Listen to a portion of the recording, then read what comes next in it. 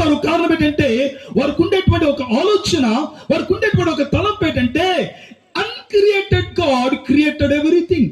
అంటే సృష్టింపబడిన దేవుడు సర్వస్వాన్ని సృష్టించినటువంటి వాడై ఉండాలి. దేవుని స్తోత్రం కలుగును గాక. మీకు అర్థమై ఉంటుంది. దేవుడు అనేటువంటి మాటకు అర్థం ఏంటంటే స్వయంభూముడిగా తానంతట తాను సృష్టింపబడలే తప్ప దేవుడు కూడా దేవుని సృష్టించలేరు. అలాంటి దేవుణ్ణి ఆరాధించే కల్చర్ వాళ్ళకు ఉంది. యూదులు సాధారణమైన విషయంగా, యూదులు సామాన్యమైనటువంటి వారు కాదు. విజిబిలిటీని దేన్ని నమ్మరు. చంద్రుడు కనబడితే చంద్రుడు ఒక గ్రహం అని గ్రహిస్తారు. సూర్యుడు కనబడితే సూర్యుడు ఒక గ్రహం అని గమనిస్తారు. నక్షత్రాలు కనబడితే నక్షత్రాలు కేవలం ఒక గెలాక్సీలో ఒక పార్ట్ గా వారు చూస్తారు. కానీ వారి జీవితంలో ఇన్విజిబుల్, చంద్రుని సృష్టించిన వాడు ఒకడున్నాడు, సూర్యుని సృష్టించిన వాడు ఒకడున్నాడు, నక్షత్రాలు సృష్టించిన వాడు ఒకడున్నాడు, గెలాక్సీని సృష్టించిన వాడు ఒకడున్నాడు, క్లస్టర్స్ అని, సూపర్ క్లస్టర్స్ అని, నెబ్యులాన్ని సృష్టించిన వాడు ఒకడున్నాడు, భూమిని ఆకాశములను సర్వాన్ని సమస్తాన్ని సృష్టించిన వాడు ఒకడున్నాడు.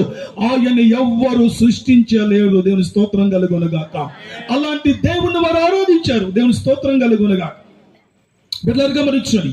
అంటే అసాధ్యమైనది లేనటువంటి దేవుడు యేసుక్రీస్తు ప్రభు అంటాడు, నాకు అసాధ్యమైనది ఏదైనా ఉందా? Is there anything impossible with me? నాకు అసాధ్యమైనది ఏదైనా ఉందా అని దేవుడు ప్రశ్నిస్తాడు. దాని అర్థం ఏంటంటే దేవుడు సృష్టించే నైజము కలిగిన వాడు, దేవుడు క్షమించే నైజము కలిగిన వాడు, దేవుడు దేనైనా చేతుకు సామర్థ్యం కలిగిన వాడు, దేవుడు అనగా లేనిది ఉన్నవాటిగా చేయవాడు, దేవుడు అనగా ఉన్న వాటిని లేని వాడుగా చేయగలిగిన వాడు, దేవుడు గొడ్రాన్ని గర్భాన్ని తెరవగలిగిన వాడు, దేవుడు సొంత లేని దాని ఇల్లాలుగాను కుమారులకు సంతోషము గల తల్లిగా మార్చగలిగినటువంటి వాడు, దేవుడు ఎండిపోయిన ఎముకలను సైన్య సమూహముగా లేపగలిగిన వాడు, దేవుడు మోడిబారిపోయిన జీవితాలు చిగురింపజేయగలిగిన వాడు, దేవుడు అగ్ని శకలను చల్లార్చగలిగినటువంటి వాడు, దేవుడు ప్రతి బంధకాల నుంచి మనుష్యులు విమోచించడకు విమోచన కలిగినటువంటి దేవుడు అనే దేవుని స్తోత్రం కలుగును. మనము ఆరాధించే దేవుడు ఇన్విజిబుల్, కంటికి కనబట్టు వింటారా, చెవులకు అర్థం కాదు వినడానికి, హృదయానికి అర్థం కాదు ఆయన కార్యాలు చూడటానికి. అందుకని ఆయన ఏదైనా చేతుకు సామర్థ్యం కలిగిన దేవుడు. విజిబిలిటీ, కనబడేవన్నీ నశించిపోతాయి. బిడ్డలారా గమనించండి.